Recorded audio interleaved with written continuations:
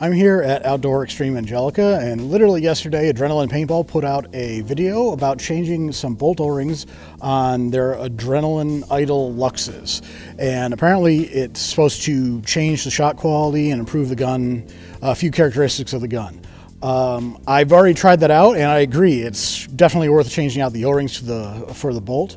But first, I wanted to get some data on the original O-rings that come with the Adrenaline IDOLs. So I'm gonna get, got 10 rounds all loaded up in here, and gonna get some chronograph numbers. Gun's very excited. So this is with the stock O-rings. 300, 308, 309, 301, 309, 307, 305, 310, 307, and 300. So that was with the stock O-rings, and I said, as I said previously, I have tried these out, and they really do make a difference changing out the O-rings. So I'm going to do a quick change here. And it was really kind of surprising. I didn't think changing out the O-rings on the bolt would make that much of a difference, but it totally makes it worth it. Because a few gripes I had with the gun previously is that it seemed to have a kind of a louder shot signature than I was expecting from kind of a Gamma Core-ish style marker. And also the consistency wasn't really there. The chronograph numbers I saw gave you just now, those are more consistent than what I usually have. Occasionally you'll get one, get a couple of balls pretty close together within 10 feet per second, but then from my personal experience, I'll get some that'll just be 20 feet per second up or down.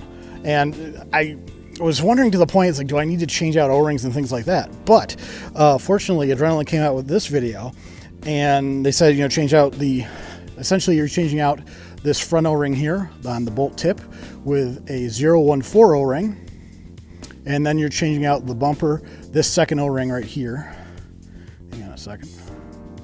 This one right here, you're changing this out for a 016. I don't know what the original sizes of these are, but I do know what the ones you're changing them to.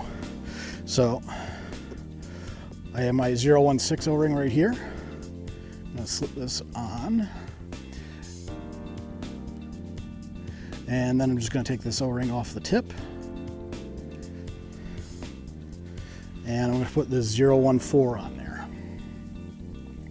Now also, from what Adrenaline said, these are the O-ring sizes that the TM40 runs. So for whatever reason with the IDOL, they had a different spec O-ring, and these are actually changing back to the size of the TM40. So.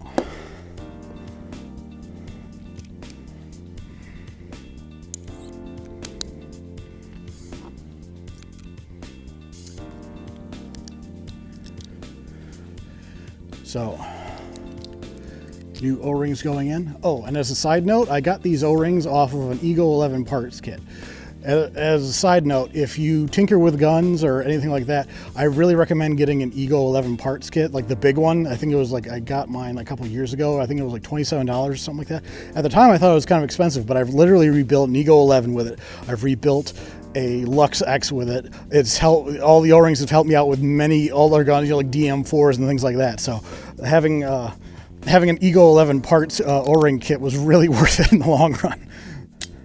So all aired up, and new 10 round tube, 10 round tube. And these are with the new bolt O-rings. So you can see that, yep. 324, 320, 312, 322, 317, 324, 319, 320, 320, and 312. So you definitely get a velocity increase, which means your gun is going to be more efficient. And also, it was more consistent, I felt.